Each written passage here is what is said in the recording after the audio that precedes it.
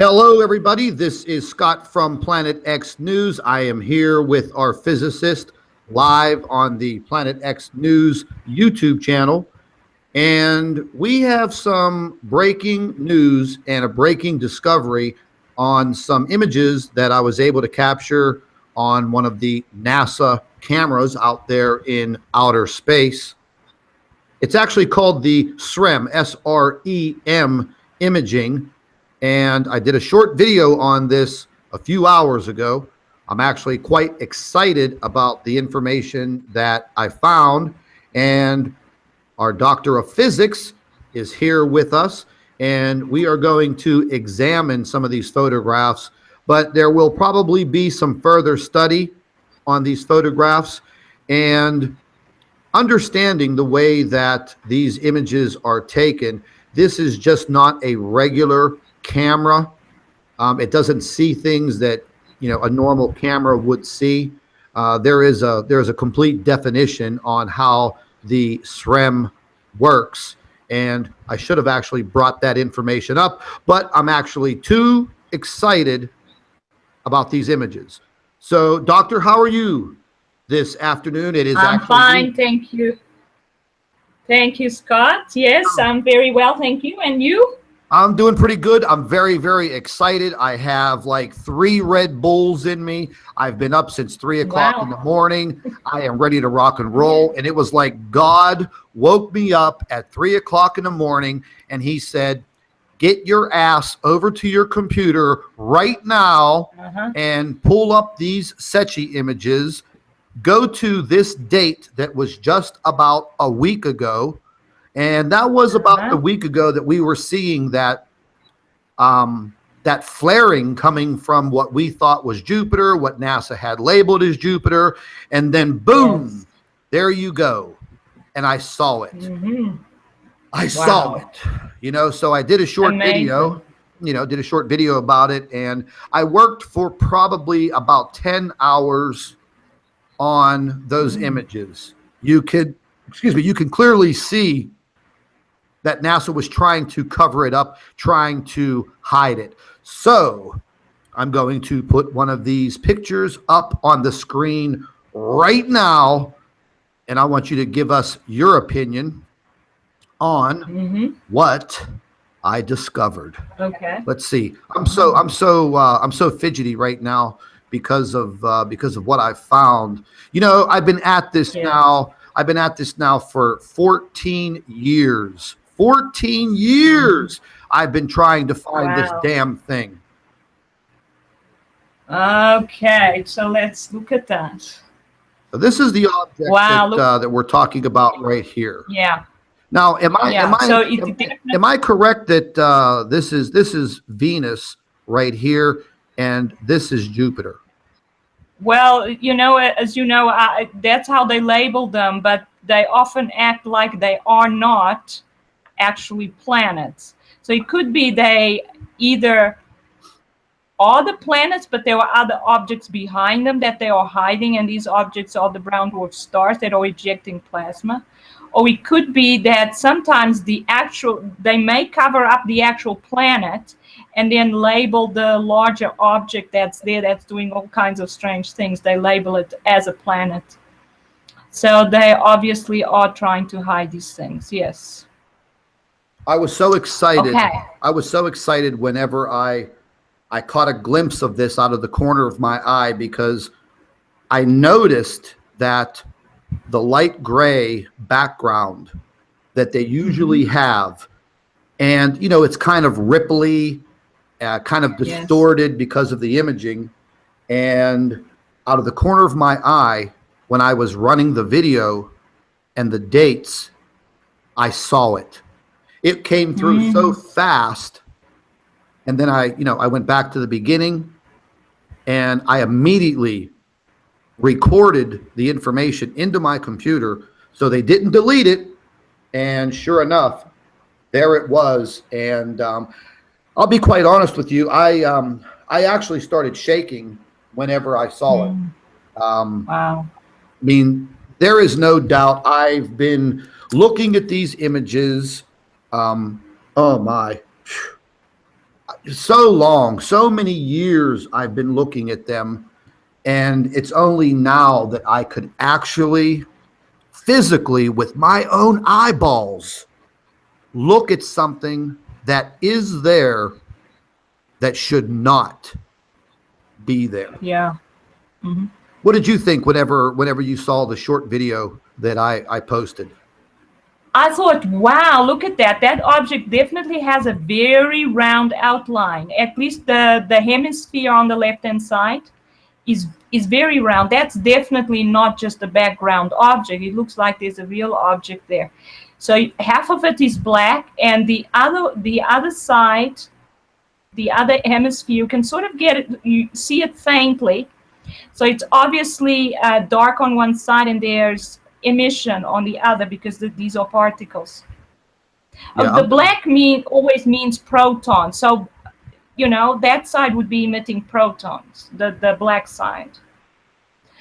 Yeah, it looks extremely interesting. It definitely doesn't look normal. And it doesn't look like the rest of the background that's very squiggly, as you say. Yeah, I'm trying to lighten it up for everyone. Yeah. So they could see it a little more clearly in the live stream. And ladies and gentlemen, the object that we are looking at is right here. If you follow my cursor, the object is right here. We are looking at possibly Venus here, or excuse me, I keep mixing Venus and Jupiter up. Too many Red Bulls. Yeah. Jupiter right here, Venus, and this is Earth right over in here, and it's almost out of the field of view of the camera. I'm just making sure. Okay, yeah, everybody can see that. Okay, yeah. Yeah, there's something else on these images, and that is the triangular wave fronts. Yeah, I noticed if you that look also. at the back, these triangular wave fronts are emissions from one of these objects, and it must be quite large. I've seen these before, and now that you lighten the image, they're very obvious. So there's something there and they cannot come from the sun. The sun does not cause this kind of wave front. So this is an object that's pulsing, okay, and sending out these wave fronts of energy. And I've seen it before, so there's obviously an object there. I don't think it's that little one, because these pulses look huge, so it must be something larger. Yeah, I noticed but those these also. pulses mean, I noticed those also. And I'll be honest with you, I didn't know exactly what they were. I could see that they were some type of a pulse or some type of a wave because of the perfect formation that they were in, but I didn't know what type of wave that would be. Yeah, so again, it has to be a star that does that sort of thing. So we go back to stars. But, I mean, only a star can cause this kind of ripple effect. And it's actually wave fronts of energy. So there's a time interval between one ejection and then the next. And they are very regular. It's very strange. I wonder what kind of object, what kind of size and shape would do this kind of thing. I've been thinking about it for a while, actually, but I'm not sure. I just see that there's something there that's causing this. Yeah, I wish I had better. I wish I had better. Wish I had better. Well, not even like a photograph equipment program. Okay. To analyze these photographs a lot better. Yeah. Yeah, I'm just sitting here playing around with trying to tune it in a little bit better while we have the live. I think it looks better when you lighten it. You definitely see it a bit better. Yeah, you know what? I'm going to go to the original image. Now, this is the original image, and whenever you see this, the original image, it plays back, it plays through so fast that you don't even notice it.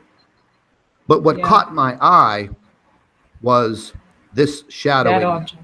Yeah, this right here, that little football shape right there is what caught my eye, and this very large circle around what is supposed to be Jupiter. Yes, there's definitely something there. So what I can do from this point, what I could do from this point is try to lighten, or that, Scott, that object, that little object that you first pointed to, now it seems to me that the black portion is like the only portion that's sticking out of a cloud, whilst the whiter part, the lighter part, may be a cloud of ionized gas around it. Yeah, so again, I was thinking the same thing, that that has to be something there. I'm just trying to tune this in. You can go ahead and keep your commentary going. I'm just trying to. It looks actually like that brown dwarf that I observed in 2007, which NASA is not too happy about. But, that's what I saw. And this object looks, in a way, looks similar. It definitely looks like there's a ring of cloud around it.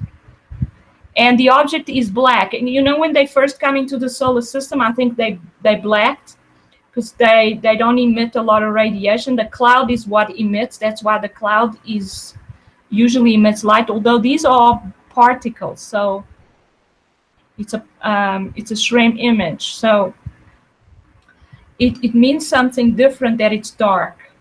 It means that it's emitting another kind of particle to what the cloud is emitting. Yeah, but it looks very. Yeah, this original image. Yeah. Yeah, you can definitely see the large round shape behind what they labeled as Jupiter. So they're obviously hiding something there in the background.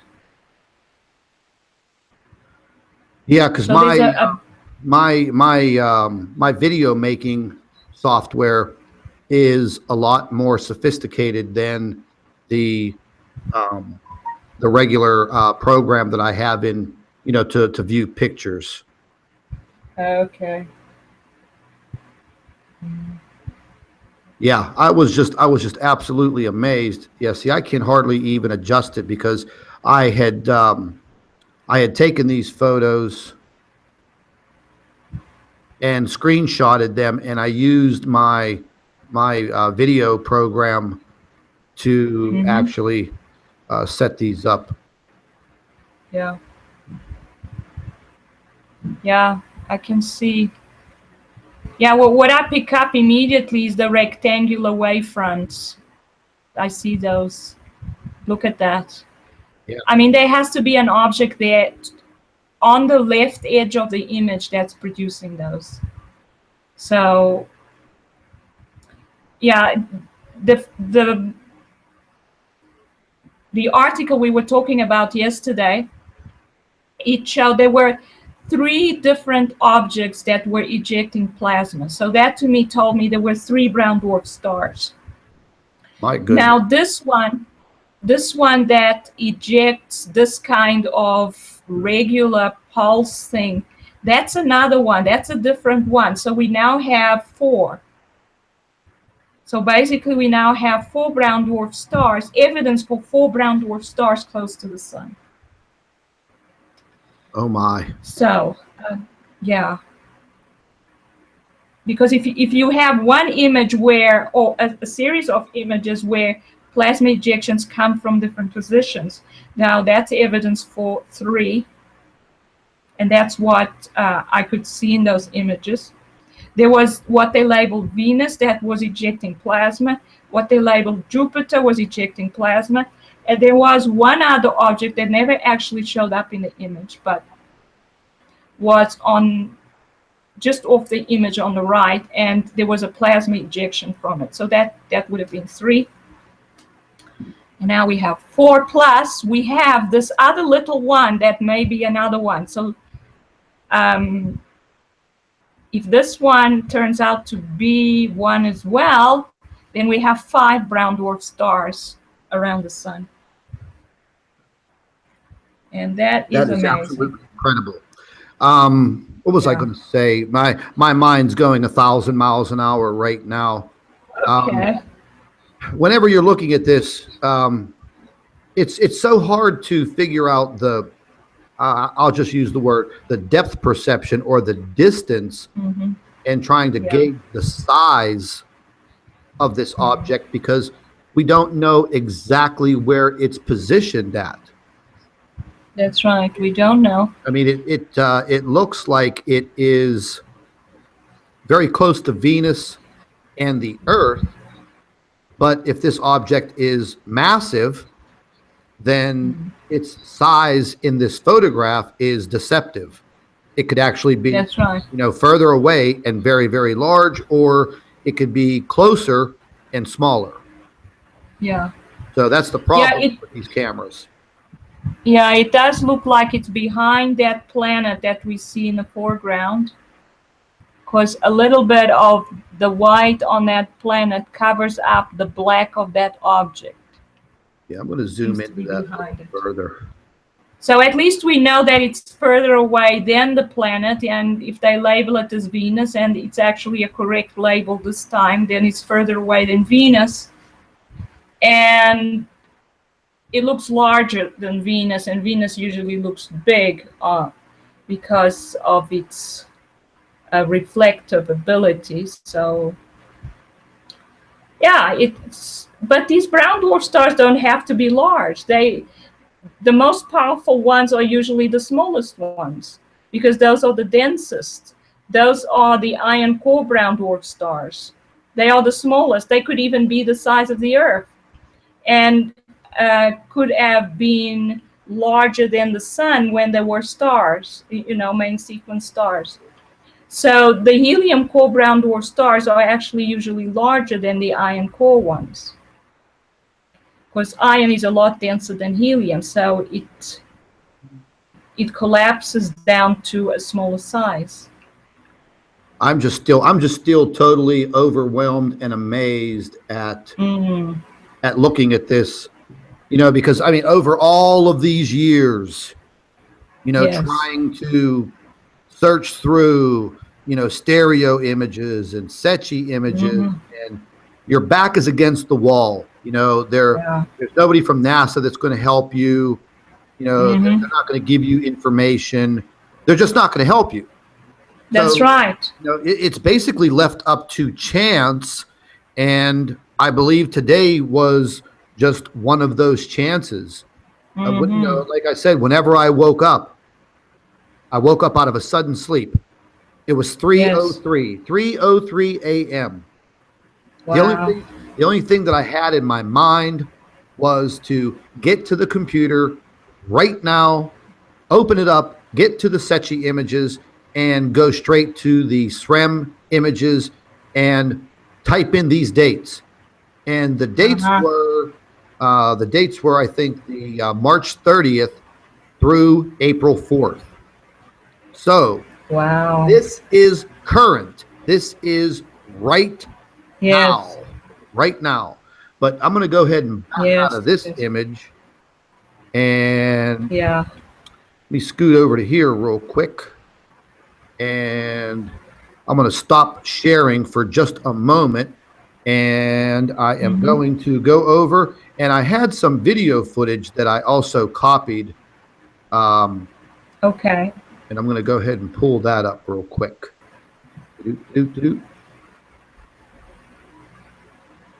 Oh, you know what? Before I do that, I caught another anomaly that I do not know what this thing is.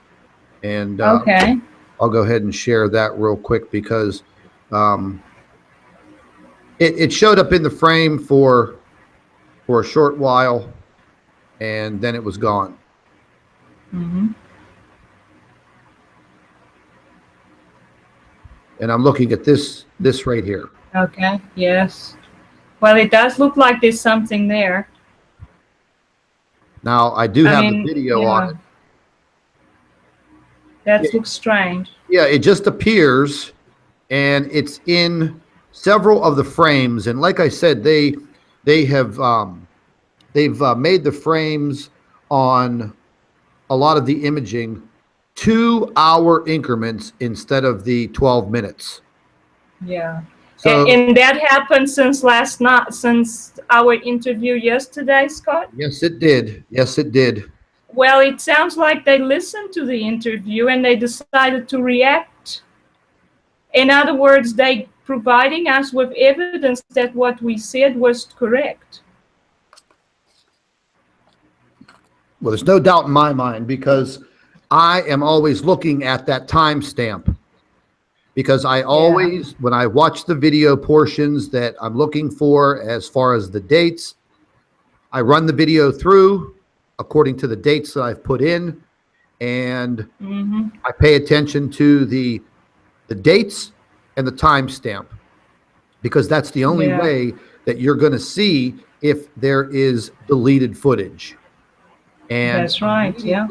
Immediately started watching it, and I'm like, wait a minute, how can that go from 12 o'clock to 2 o'clock? Where's all the time in the middle? And then I noticed it went from 2 o'clock to 4 o'clock, 4 o'clock to 6 o'clock, 6 to 8, 10, 12, 14, 16. I'm like, oh, whoa. Then I backed all the way up and I said, wait a minute here. And then bingo, it was, they're going into 2-hour increments. Now, that's not what they're watching. No. Yeah, so and they think we're stupid that we're not going to notice that. Well, I noticed it immediately.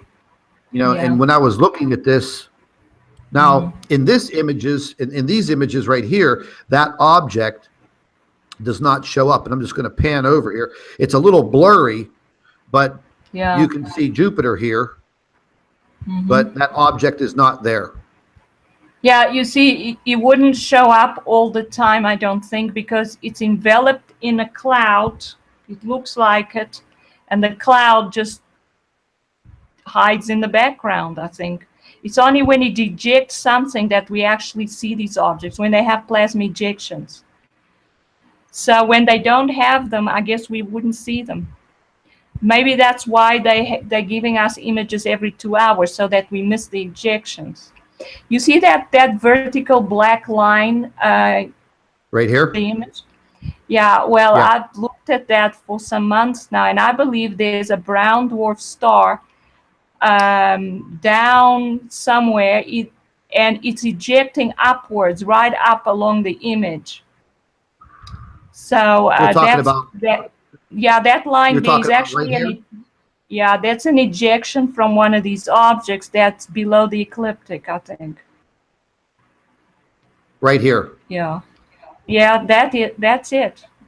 And it's a long one. It goes right across the image. Yeah, I noticed this also, and it is, it is a little blurry, but that's because of the way the imaging on this SREM works. It's not like a normal camera. And it does make seeing some of these images very hard, but when you are looking at these, if you do know what you're looking for and your eyes are trained like mine are, you can pick these objects out, at a snap of the finger. And that's how I caught that object today. And I knew the minute that I saw that object, I said to myself, wow, look at that. I was ready to jump up and down. I don't know what I was so happy about, because having something like that within our solar system, well, it's not a good thing, but, after searching for something for 14 years, all of a sudden, you may have actually caught this thing. You may have the only evidence, the only true pictures of this object. And that's what I think I got so excited. Scott, before you do anything, to the left of the black line, there's a round outline. Right there. Yeah, there. Yeah, I noticed that also. Now, that is the object. That's the round outline that was in the previous photograph that Jupiter was right in front of. Right there. So that looks like an object, definitely. Yeah, and you know what I And would they do? probably, Go ahead. yeah. Now they probably use lighting to hide these objects. I've often thought there's lots more in these images that is hidden by, maybe they do some color manipulation, shading manipulation of the images to hide these objects. But it definitely looks like there's that's a large object there, very large. So it looks like there's something there. Yeah. Yeah, I'm just trying to find the right filter. Now these blue ones, these blue filters do bring it out. Now it brings out the object that you were just talking about. Yeah. It brings it out very, very well right over here. But this big round object, you know what? I'm actually going to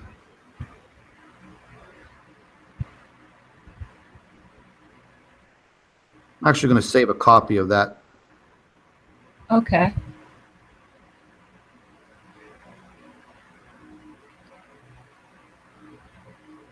You know, there's big military. Look at that. There's big military jets flying over my house. Oh my goodness. Yeah, and there's no military installation anywhere around here, and the nearest airport is 65 miles away.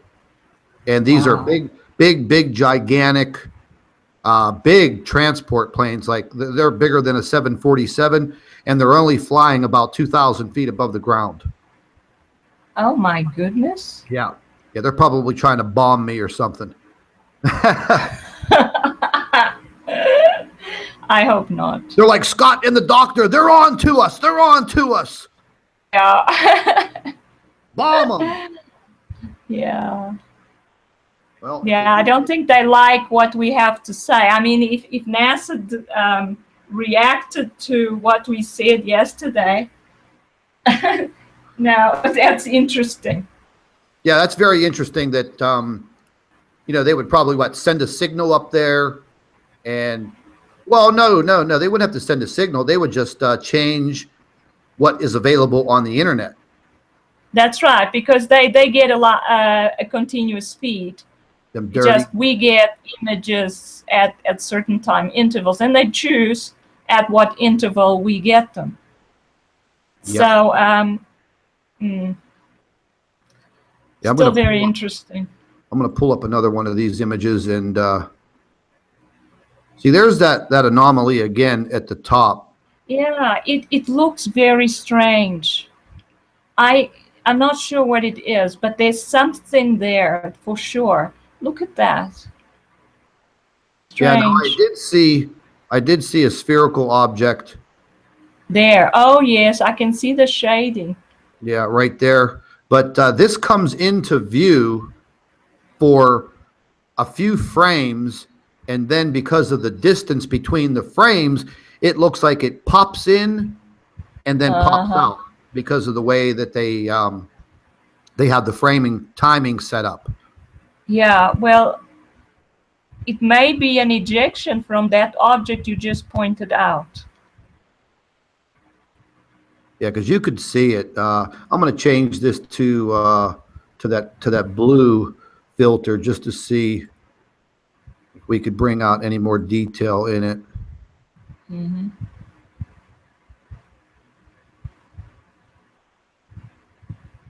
Yeah, they're good at covering that up.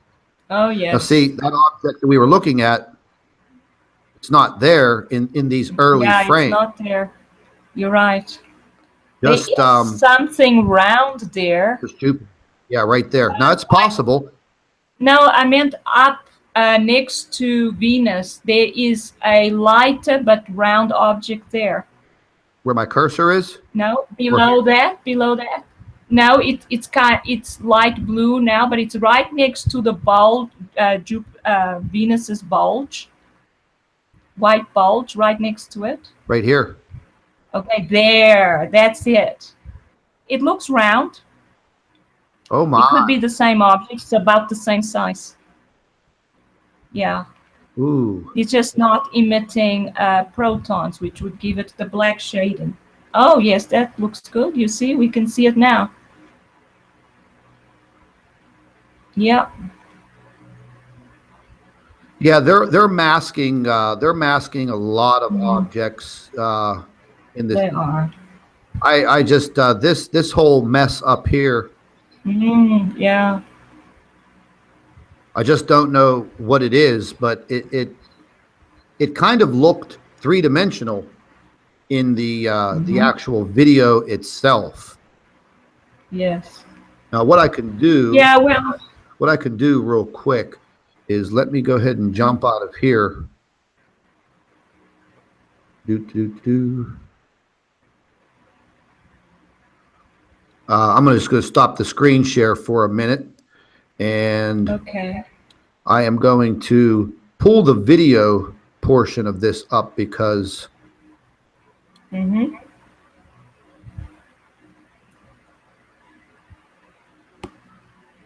video that I captured today was pretty intense. Okay.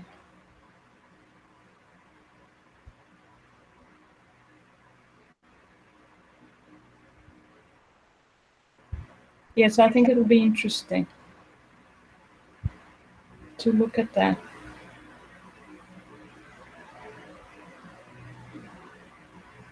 Now let's just get this over to here, here, and here. Uh-huh.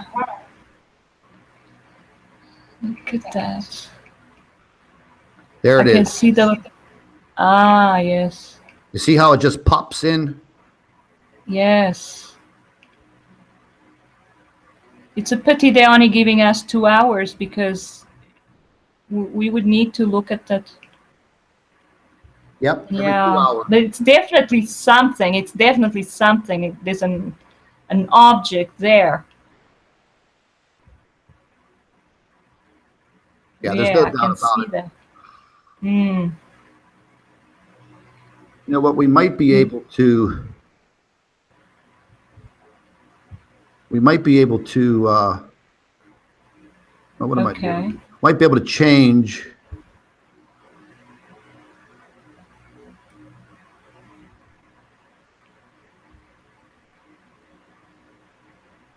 I think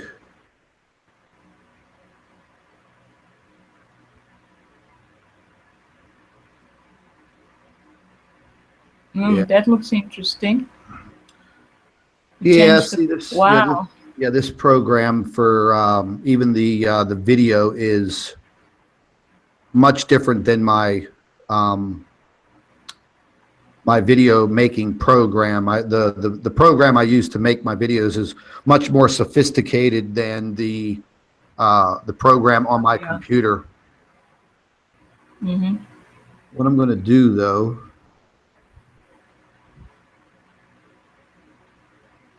I'm just sharpening some of this to see if. Yes. Well, I find it very how clearly we could see those triangular wavefronts. Yeah. I have never thought that a star could even emit something like this. Obviously, it's got to be a star emitting triangular kind of wavefronts. It's unbelievable. Yeah, see, they make it so you can't, yeah, no matter what you do, you're not really. You cannot. Yeah, you're really not able to manipulate this on a basic program like this, but I was able to let's see what we got in advance here.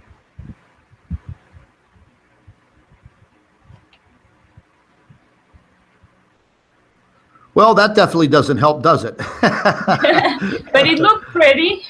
Yeah. Yeah, there's not much I could do. There's not much I could do on this live stream like this with these objects. But it just goes to show that they are definitely trying to hide things from us, Scott. And that's what they're all about. They want to give us just a little bit of information because they have to, but yet hide the truth from us. Because the truth is amazing. It's unbelievable that these objects are close to the sun. And it's like a huge conspiracy that no one will believe because it's just so wild. But yet we have evidence that these objects are there. Yep, there's no doubt about that. Now I'm going to put another video, and this is the other side. This is not the SREM. Yeah, those are SREM. Or SREM. Look at that. Yeah, this is the H1. I'm sorry. We've just seen the 3 ejections. Venus is ejecting. Yeah, see there. Remember I was telling you earlier how I saw the other ejection on the bottom right over here? Yeah, there's an ejection there on the right edge. And well, that was Jupiter, I think, that went off. But before we see, oh, there's another one there at the bottom. Is that the one you meant? Yes, that's the one I was talking about. Yeah, definitely. We see the big ejection from the sun, that big coronal mass ejection. It was just a flash. Oh, and I got something to show you. Oh, my. I think we may have evidence of the sun going dark. And this just happened. This just happened the other day, a few days ago. And the imaging goes so fast. And again, they backed everything off to 2-hour increments. But they didn't know that this guy behind this microphone was just a tad smarter than they are, and I caught it. So we're going to be looking at that imaging in a few minutes. Okay. But, yeah, you can see this massive ejection now. That is, matter of fact, I'm going to go ahead and I'm going to back that up just and look at the sun. It's obviously reacting to these objects. I'm just backing it up so we could take a good look.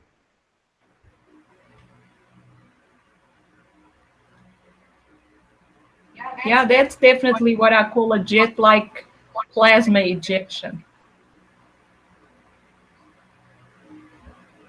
That's the kind of ejection these brown dwarfs have when they start ejecting from their surface and they blow a hole through the cloud of ionized gas. If they're completely enveloped in it, that's just the kind of ejection that you would expect. Yeah, that was a violent coronal mass ejection. I actually have it on several other cameras as it was happening. But you can see, what was supposed to be Jupiter is up here where my cursor is. Yeah. And you can see that ejection coming out, but that's not coming from Jupiter. And then another one appears right below. And that caught my eye immediately whenever I saw the ejection on the bottom right there. Yeah. So it could be it's 2 brown dwarfs, or it could be one large one ejecting from 2 different positions. But the distances are quite large, so maybe it's actually 2. They do move around as binaries, I think. Yeah, that's just amazing. I'm going to pull up this this imaging here, and then I got some real good close-up video that I recorded of this event. Okay. It's running a little slow, so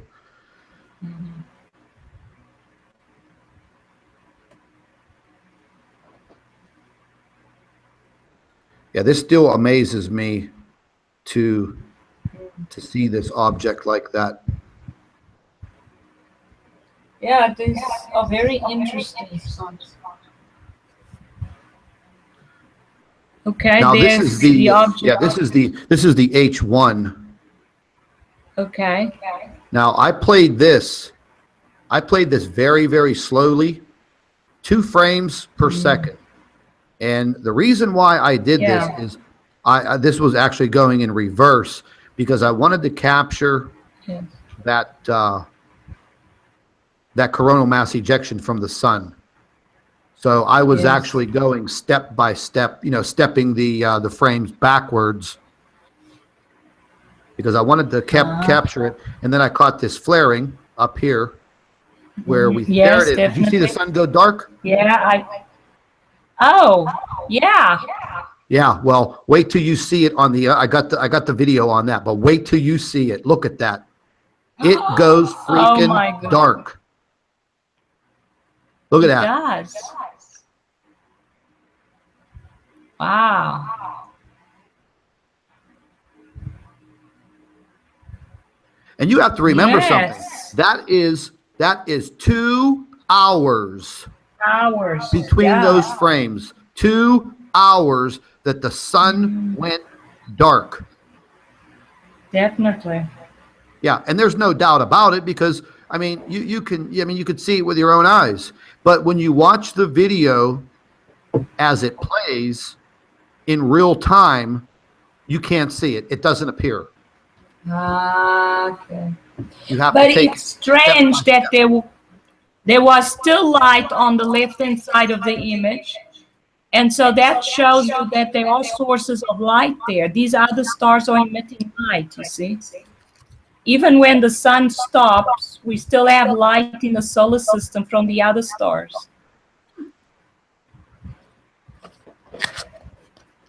Yeah, that's just amazing. That is just amazing.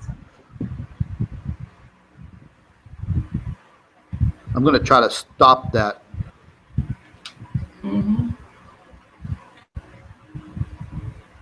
Yeah, we often see the sun looks like it's emitting dark light.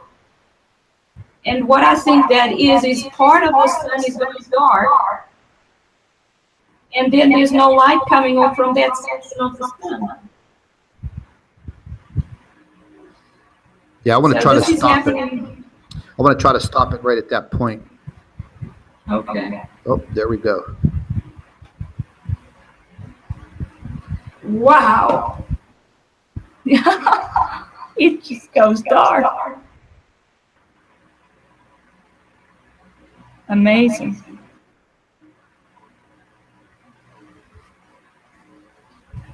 Yeah, I'm trying to bring it to the point where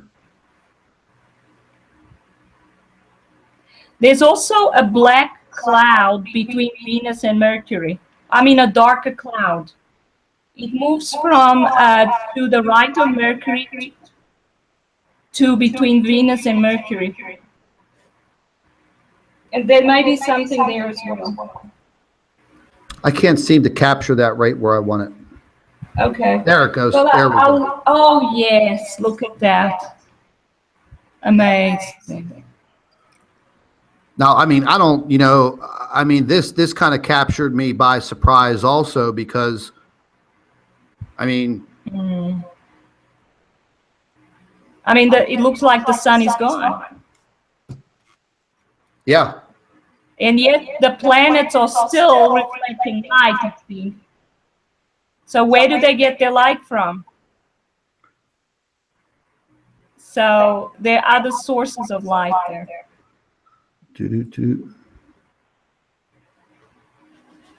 Yeah, that was just absolutely, whenever I saw this, and I didn't see this as I was playing the video. And you could also see right up here between where we thought the ejection was coming from, what was supposed to be Jupiter. You can see in this frame, this plasma ejection coming from whatever is there, but the whole entire space goes dark. Yeah, it does. And this was, I believe this was right after that massive coronal mass ejection. Because I have video of that I recorded early this morning, and that was a huge, violent CME. Yeah, when the sun does that, it's because there's an object in its proximity, to the sun, that's irritating it, making it go a bit unstable, and then it explodes with these massive explosions. Yeah, I'm going to go ahead and I'm going to pull that up also. We just bump back I in first here. saw it in 2007 that it was doing that already. When the brown dwarf went by it, I think Chris has just read a paper I wrote on that. I'm just looking So at, what it was doing then is still doing now. Yeah, I'm going to pull the video up that I have of the coronal mass ejection, and boy, this was violent. This was a massive ejection. Yes. I'm going to go ahead and pull this up, and here it goes. Oh wow, that's amazing. That was huge. Yeah, this is in full speed. This is the regular speed that it goes. Wow. Yeah. Yeah, that was on April 2nd. That massive ejection. It seemed that when the sun went dark like that, it was on the 31st. Okay. Yeah, I will look at those images myself. Yeah, I would go back to the 28th of March through the present day, as far as you can get into the present. But this was just absolutely massive. This coronal mass ejection. I also caught it on the LASCO also. I think this is yeah.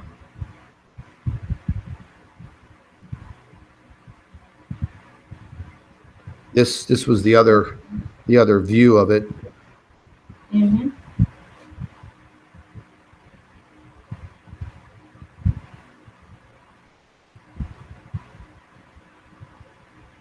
Wow, look at that. And it just keeps on spewing. Yes. And you see how small the sun is compared with that. Oh, yes. That little white circle is the sun? Yes. It's tiny compared with that huge ejection. Well, it's a CME. It's a good thing it wasn't towards the Earth. Yeah, that would have been disastrous if we were in the line of that. Yeah. I'm going to pull up this other piece of video. This goes back to the Soho image. Wow, I've never seen the sun looking that active.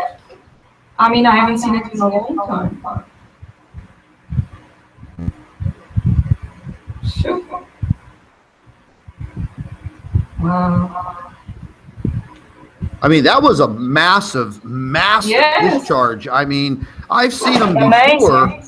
You know, I've seen them before like that, but sure. I could only imagine how much of the sun's surface was blown away in this. That's right. And then you could see all of this flaring to the left, how it just expands, and now it's just flowing. And ladies and gentlemen, this is a good example of how these solar winds are ejected. Did you see that, Scott? What was it? The whole of the southern part of the sun started glowing outside of the occulter. To the lower right? Yeah, to the lower left. Lower left and left. It just one of the frames showed that. I've seen that kind of thing before, where it's like the sun grows in size suddenly.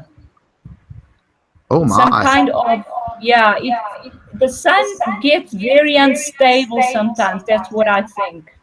Okay, it's playing. It's looping back again. So when you see it, just tell me to stop. Okay.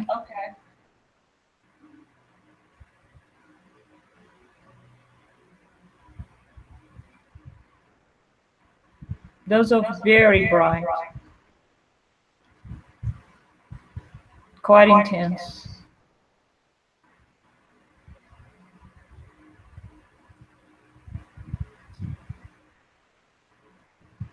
Mm.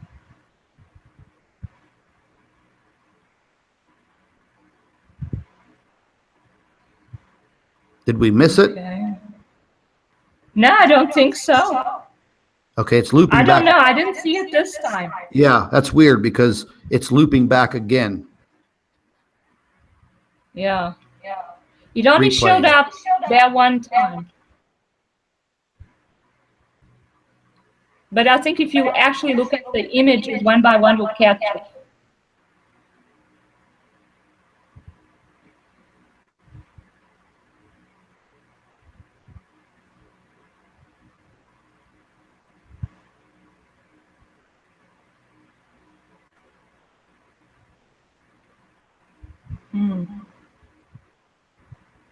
Yeah, the sun definitely looks more active than usual.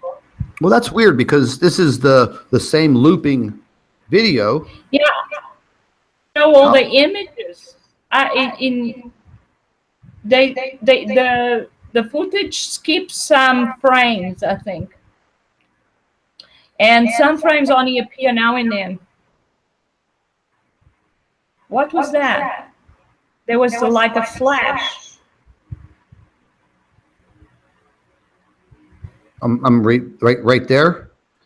Yeah, a huge flash, but it wasn't from the sun.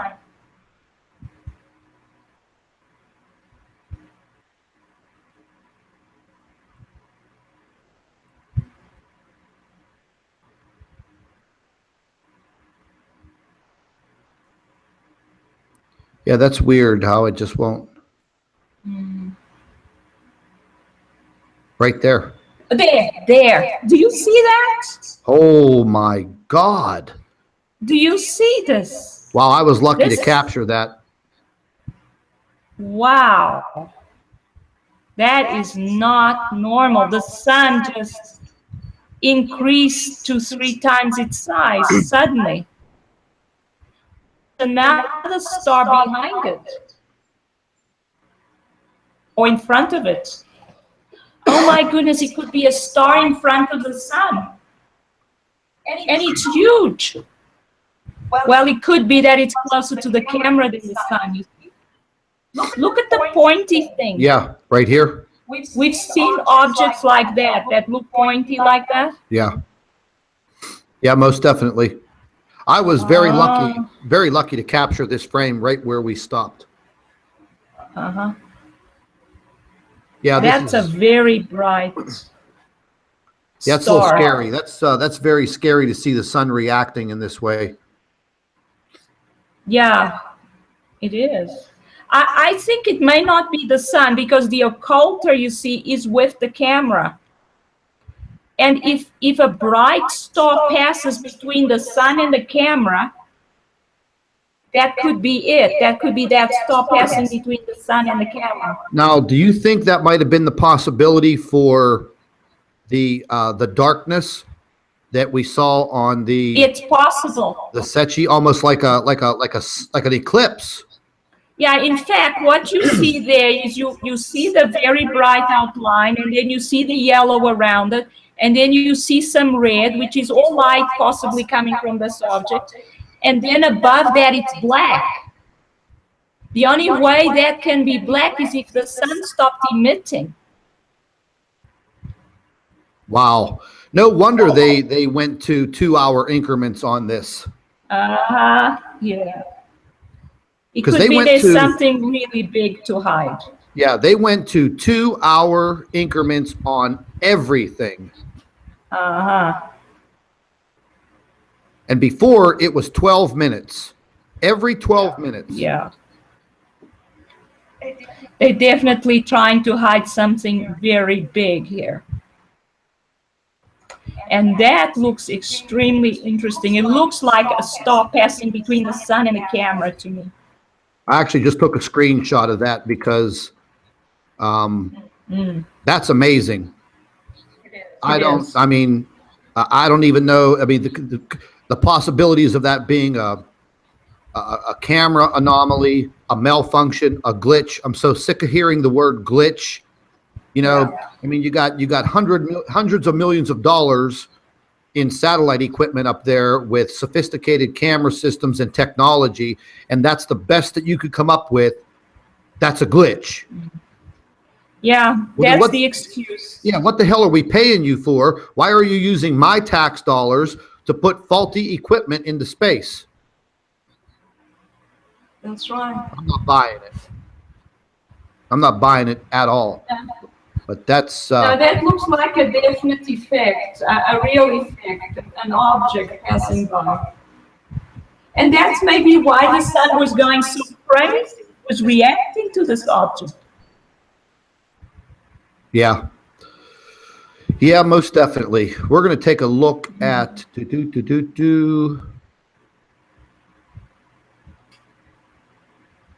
Now, I pulled this up. Yeah. And I zoomed in on this because this is what we were looking at earlier yesterday. We were talking about the black shaded area behind. Now look, bingo, it went black. Yes, it did. Now I slowed this down. I slowed this down enough for us to capture the darkness rolling in to the footage. Okay. And then you could see this black object right behind the Earth, whatever that is. Something else I wanted to point out. Never have I seen these Birkeland current lines running through the planets. I've never seen them turn orange and yellow. That's true. Yeah, they're using something different there. I mean, could this possibly be some type of an electrical no, it's not, Scott. No? What it could be is that they just use different colors and different shades. They're trying to hide maybe the fact that there's more than one line somewhere. You see that black line there? That's what I was going to say. Now, this Birkeland current line, what in the hell is it attached to? Because here it's orange. It starts out orange. Yeah, and then maybe what's it attached to? It's very strange. Yeah, because you see there was an object there which got painted over or something. That's probably what happened. Look at that huge, oh my goodness, you see the sun just went dark. Yeah. And then there was a plasma ejection from the right. Amazing. Yeah, there's no doubt. There's a lot of funny business going on out there in our inner solar system. I mean, I could only imagine being a fly on the wall, you know, in the rooms of NASA and the JPL and the European Space Agency and all these fools out there trying to deceive us.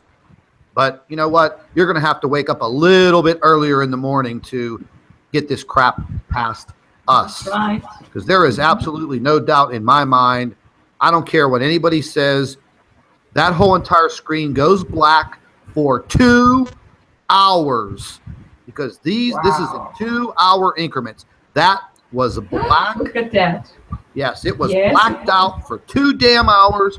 And then you have the ejection coming from the right side of the screen, which Jupiter is over there, but we've also identified that other massive object over there that was being hidden in the SREM images.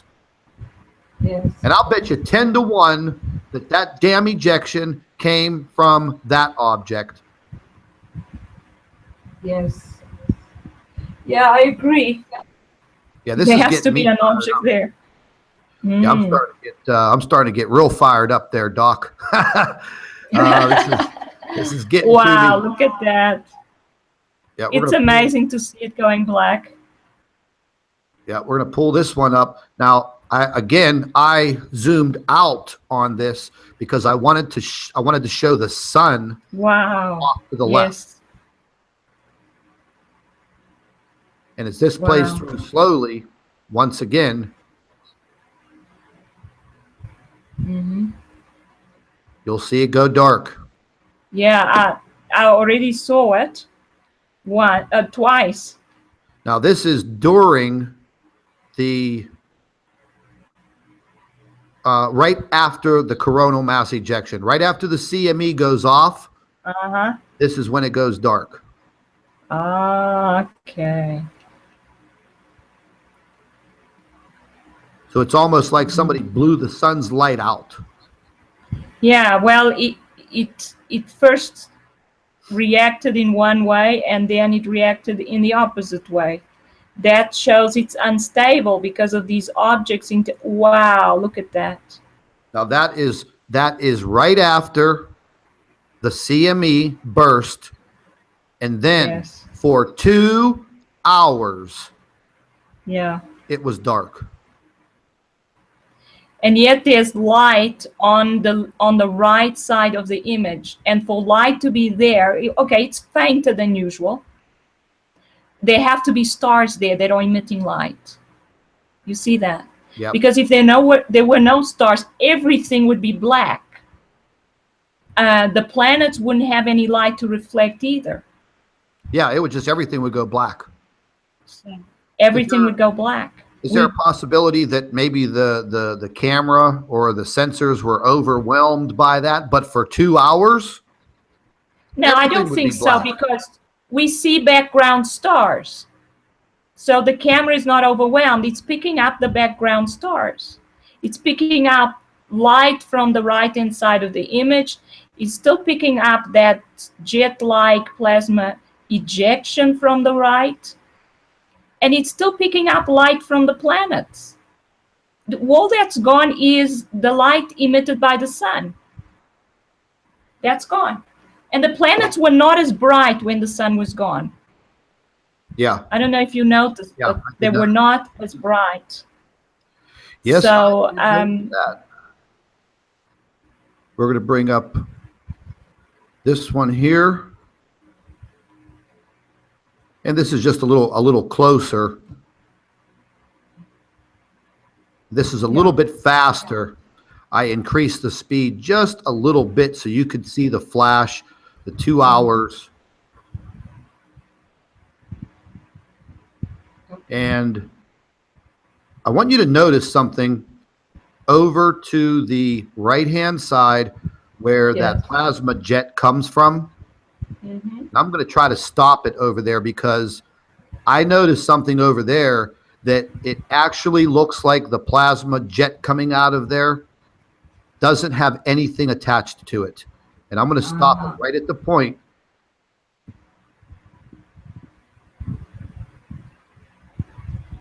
It's like it appears out of nowhere, but see?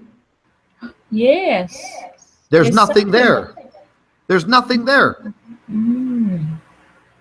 There's nothing there. It could be that there is something there, but it's not emitting visible light. And that's what you'd expect if there's a brown dwarf enveloped in a cloud, and then it ejects towards the sun. Now, also, from inside the cloud. Now, this imaging from this camera would definitely not pick that object up. That's right. This is visible light image. So basically, this looks like some type of energy ejection, plasma ejection, whatever you want to call it. It just cannot transform itself out of thin air. No. But yet, when you're looking at it, there's nothing connected to it. That's right. So, yeah, we cannot have an ejection materializing out of thin air. It's got to come off an object that produces plasma. There now you are. This out. Look at this. Wow, it goes This dark. just proves my point even more. This is when the sun goes dark, or this dark area just, comes over the whole entire screen. Look at how bright Venus is. You can see the red glow of every planet, Mercury, Earth, Venus, and we go over here to the right-hand side to where this plasma ejection was, but where in the hell is it emanating from? Because it's not showing us in this screen. So therefore, whatever that object is to the right side is not going to appear in these images because of the type of camera that is being used on this craft. That's right. Wow. So it just appears out of thin air. Yeah, well, the plasma ejections tell us that the object is there, even if we don't see the object. So it's the telltale sign, I would guess. So I skipped that tells us there's an object there. Yes. Okay. I skipped one frame. Now the sunlight is back. It's 2 hours later, and this stream is still there. Yes. It's still there. It's like the jet ejections from the sun. It always stays there for a long time. Sometimes for months, the sun ejects from the same position in the corona. So this object's basically doing the same thing, maybe for not as long as the sun, but it's got its own jet-like ejections. Yeah, absolutely, no doubt. It's definitely a star. Now this is just the full screen, and we have the date and we have the time. This, like I said, I started going backwards in this to the beginning, and then it will go forward. Yeah.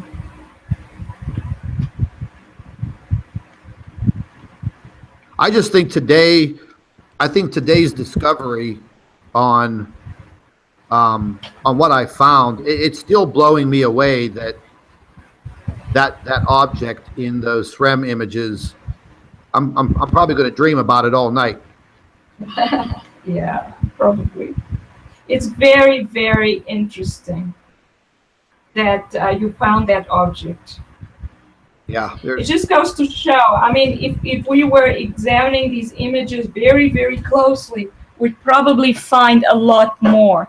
It seems that the inner solar system is full of strange objects. I find that cloud there between Venus and Mercury strange as well. I mean, the dark, yeah. Yeah, there's absolutely no doubt at all. No doubt at all. I just wanted to see these images again. Yes.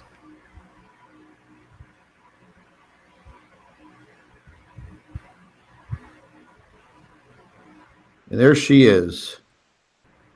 Uh-huh. Wow. You know, I mean, it's in the position. It is exactly in the position where those plasma ejections are coming from. Uh-huh. And then this big object, this just amazes me. Whatever the hell this is. Yes. Well, it's huge, and it's obviously behind Jupiter. That's what it looks like. I mean, I'm not sure that's even Jupiter, but it could be something else. It could be a planet that belongs to that particular star. And so that's why it appears in front of it like that. Yeah, I mean, but it has to be. I did think that the possibilities of this being a planet, not a star, or the brown dwarf. Yeah. But then I started thinking, okay, well, if this was a planet, then there would be a Birkeland current line going through it. It would be illuminated like the other planets in the photograph. And it's like it's hidden in the shadows, so you really can't see it. It's not emitting or reflecting any light. So I automatically thought, okay, damn, that has got to be the brown dwarf, or at least one of them. Because in the close proximity to Earth, Venus, and what we think is Jupiter, that object, if it was a planet, would have to be, you know, showing some type of light emission, something other than being this dark mass just sitting there. Yes. Mm-hmm. I better stop drinking these Red Bulls. Yeah, I mean, if it's behind Jupiter and it's at least 5 times larger than Jupiter, I mean, how would we have a planet that's 5 times larger than Jupiter? Don't forget that the sun is, of course, larger than Jupiter. This would mean, I think Jupiter is 1/10 the size of the sun. Yes, it's 1/10. So this object would be the size of the sun. So it definitely has to be a star. Yeah, it's pretty massive. Yeah. I'm going to go ahead and move over here real quick, and I am going to do something real quick. It just amazes me. I'm going to jump over and I'm going to pull up the one site that I do use for changing the exposure of some of these objects. And it allows me to adjust it allows me to invert it and then also to adjust the gamma. I wish that I could do it with video, but the site doesn't accept video to do these adjustments, only photographs, but it works very, very well. So I'm actually going to take a look and I'm going to adjust this gamma just a little bit on another photograph.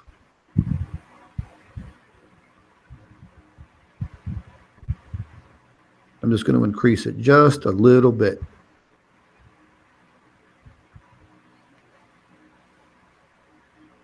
Because it seems like it's just a little too dark for the video.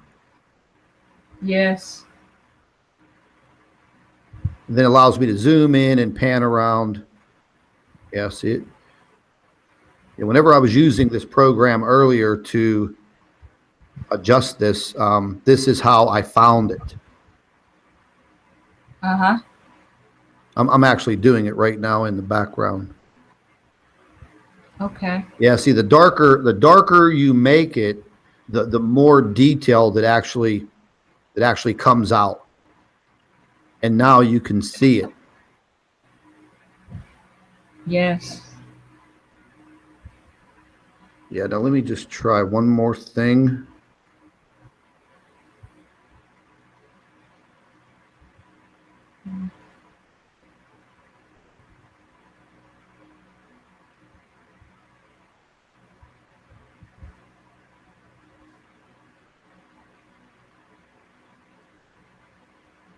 I just had to save that one. And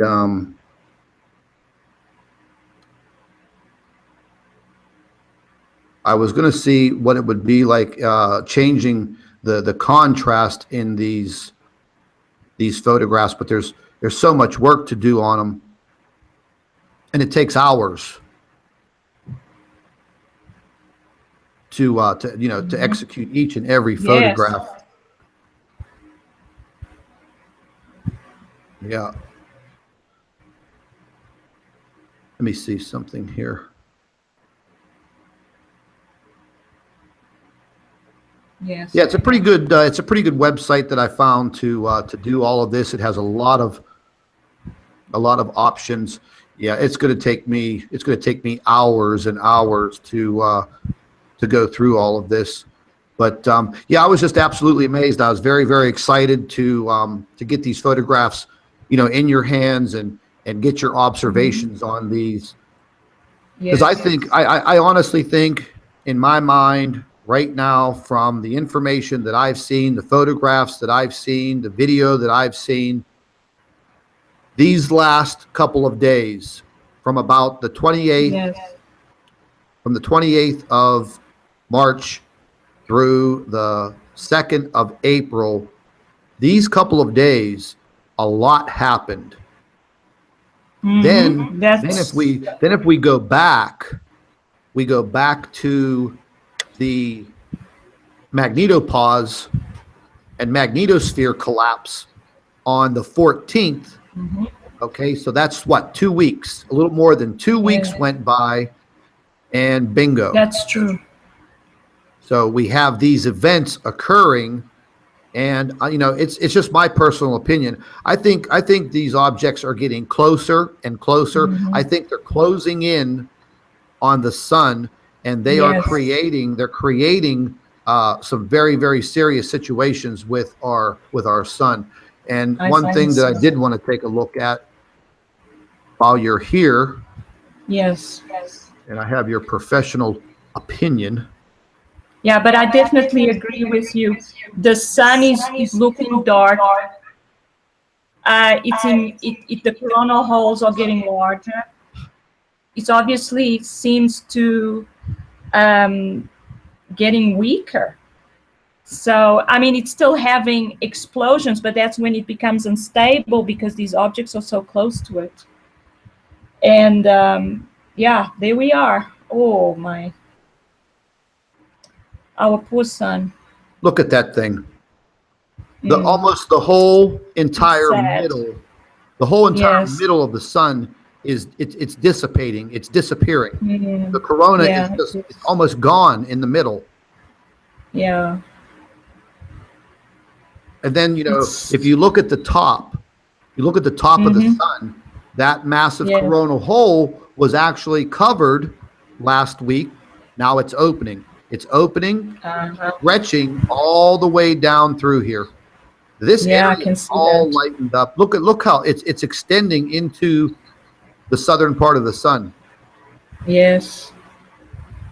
Well, we have basically a permanent coronal hole at the southern hemisphere, at the south pole of the sun. So, yeah, it's looking very sad.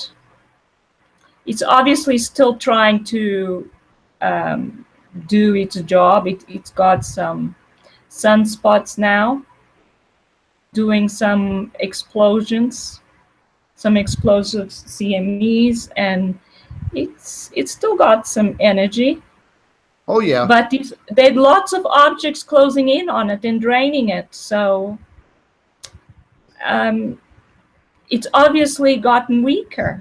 We can see even, I'm going to write something on that, looking at what the sun looks like now to what it looked like last month and the month before. I'm sure that would be interesting to compare. Because I think it's getting weaker fast. Yeah, absolutely, no doubt. Now this is what I want everyone to pay attention to. As the sun's rotating to from the left to the right in our view, look how beautiful the corona is over here. You can't see any sunspot, or you can't see any breaks, no coronal holes developing, but we don't know what's on the other side because we can't see it. That's right. They have those cameras turned off to the public. But it's awful funny how this view we see. So every time the sun turns towards us, we're seeing these coronal holes developing and opening up. Yeah. That just looks awful. I mean, all these years, you know, looking at this is bad. This is just bad. That it is very bad. I would say about 40% of the surface that we see is now covered in, 30 to 40% is covered in coronal holes, and that's a lot. That's a lot. But the sun, even when there is no coronal holes, it's not as bright as it used to be. So it's almost like the whole surface is developing coronal hole, except for the sunspot regions. You see the areas around it where we see the magenta color, they're still darker, a lot darker than they used to be. Exactly. That's the point that I was trying to make. It's disappearing right before your eyes. It's dissipating. It's gone. slowly. Yeah. I mean, if we actually had, more of a, instead of a 48-hour loop on this model, you could literally just see it disappearing right in front of your eyes. Mm-hmm. And like I said, you can see over here to the left how beautifully formed it is. No openings, nothing. Yes. It's crisp, it's clean, and as soon as it moves into our view, this is what we're looking at. Garbage. It's destroying the sun. I mean, this bottom region, oh my God. Yeah. Yes. And it just looks like plastic bubbling and burning and melting, and it's just melting away, disappearing. Yeah. So it's going to be, interesting to watch over the next 5 days what is going to occur. Because with all of these openings now and this whole massive region facing us, God only knows what's actually going to happen as far as solar winds, what's going to happen with the magnetosphere. Are we going to see another collapse? There are earthquakes right now popping all over the world, and the earthquakes are actually getting worse. They are, and there was that earthquake in Botswana. Yes. Now, Africa hardly ever gets earthquakes, Scott. And I've thought about this for a few years now, been thinking about these earthquakes that have been increasing. I've known about that. And I kept thinking, well, if they keep on increasing, the sign that they have gone to another level is when Africa starts to get earthquakes. Because when Africa starts to get earthquakes, it means the whole planet is being shaken at another level. Wow. Yeah. Yeah, I was a little disturbed whenever that earthquake erupted in Botswana, and after looking at the actual seismic device channels and seeing that 7.8, then they downgraded it to a 6.5. I don't care if they're taking averages from all of the devices that report their activity. The bottom line is that's 7.8. Listen, I got emails. I got emails from subscribers that live in Johannesburg and that actually lived a little bit closer to Botswana. And they were they actually panicked because they felt it. And it was very, very startling for them because, if you're not used to feeling earthquakes and then all of a sudden you have an earthquake at a 6.5 or a 7.5 ringing through your homeland, you're wondering what the hell is going on.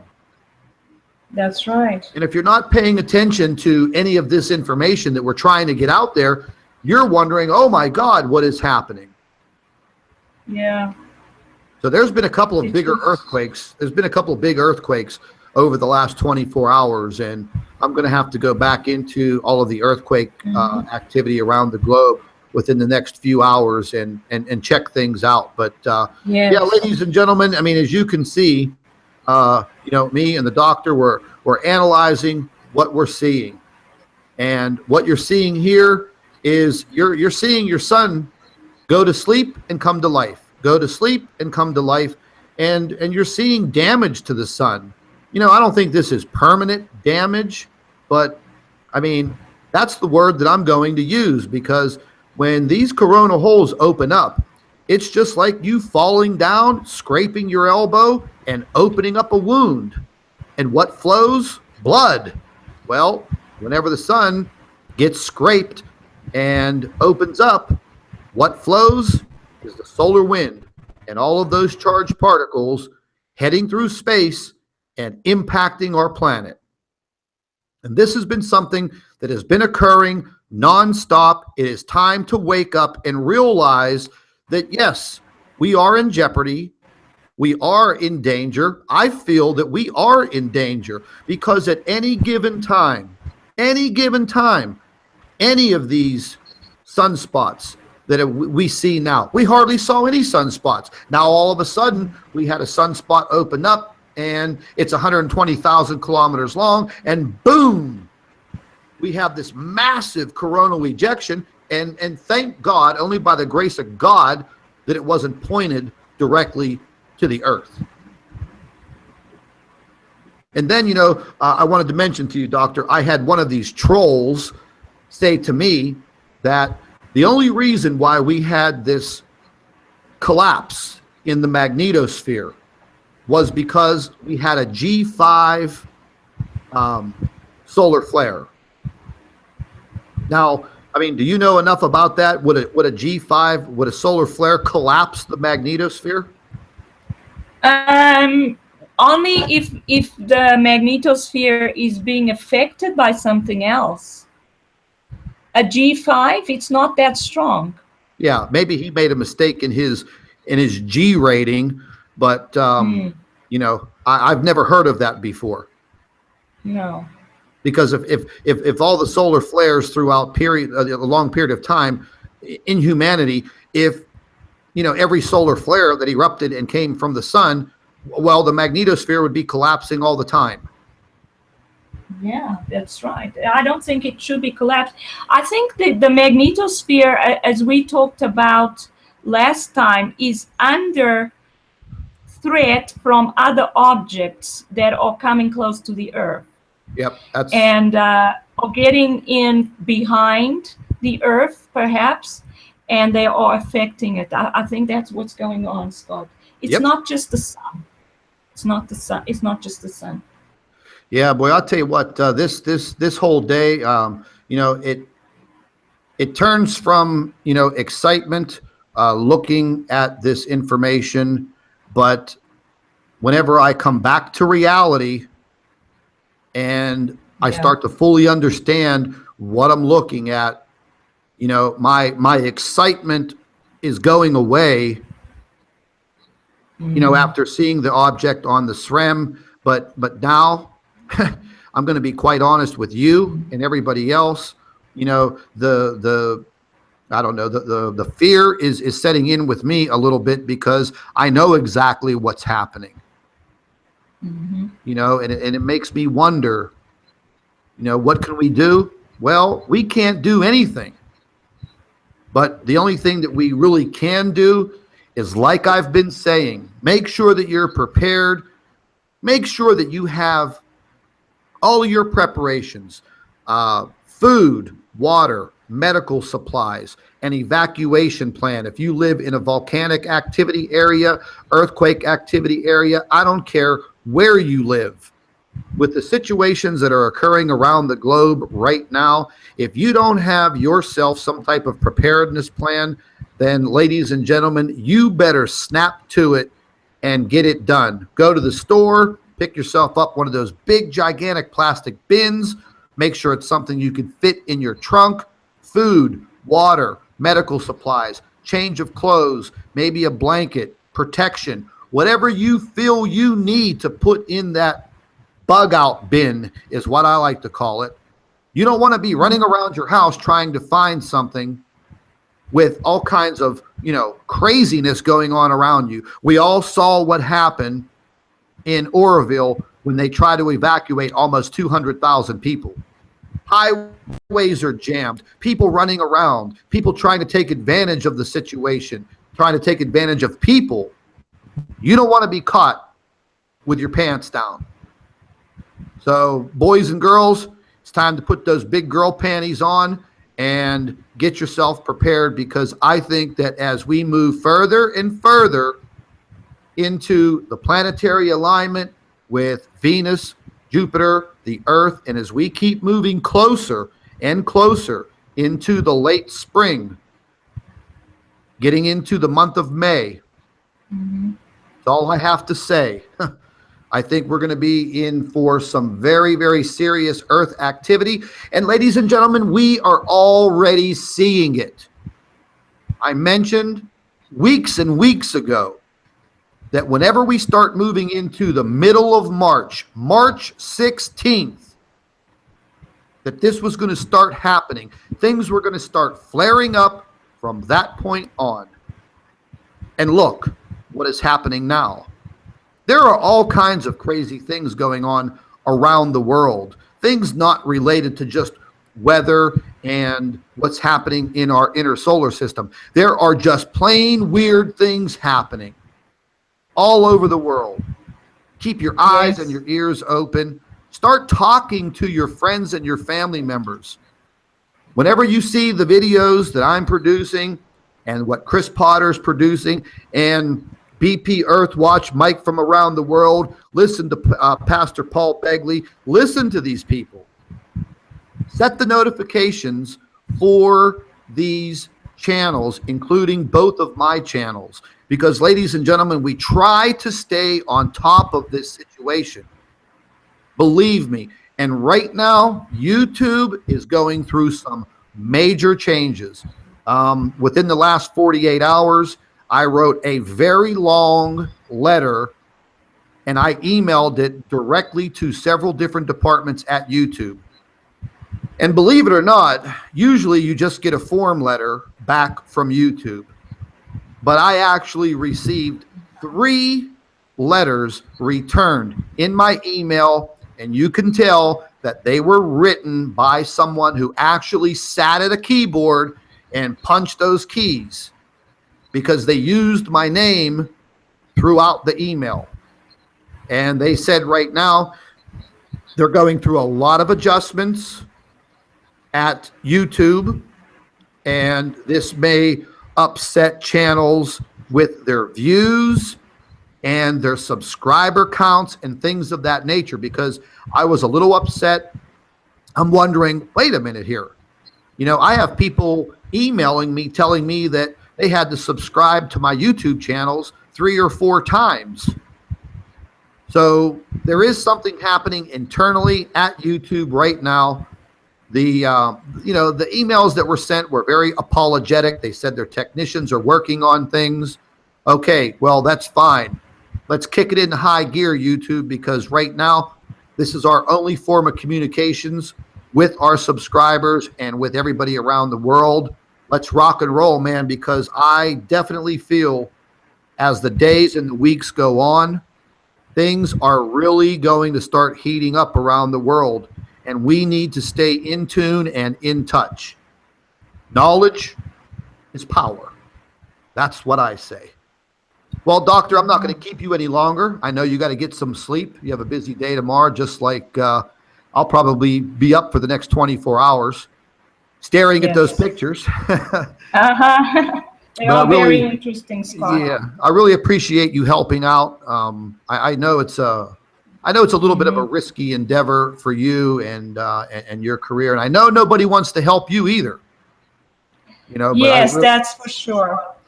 You know, there's a lot but of people. I'm interested in the truth. Yes, me too. And I know there's a lot of people out there that they just don't want to help.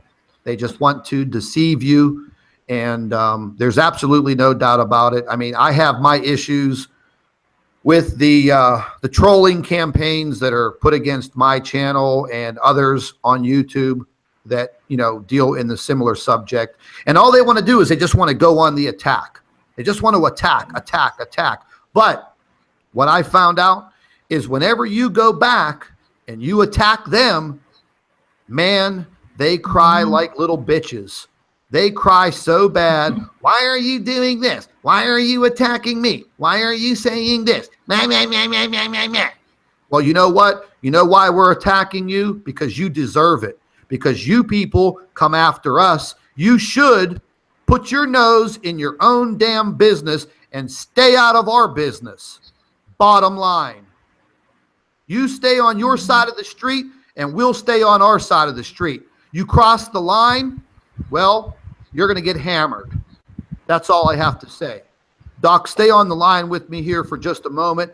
I'm going to go ahead and end our broadcast. Listen, everybody, make sure that you stay subscribed. Share these videos on Twitter. Share them on YouTube or Facebook. Share them everywhere. I don't care if you have to go out and buy a billboard and start posting what's happening on this globe. This is our planet. We need to do what we need to do make sure you are prepared. This is Scott from Planet X News. Thank all of you for watching, and stay tuned.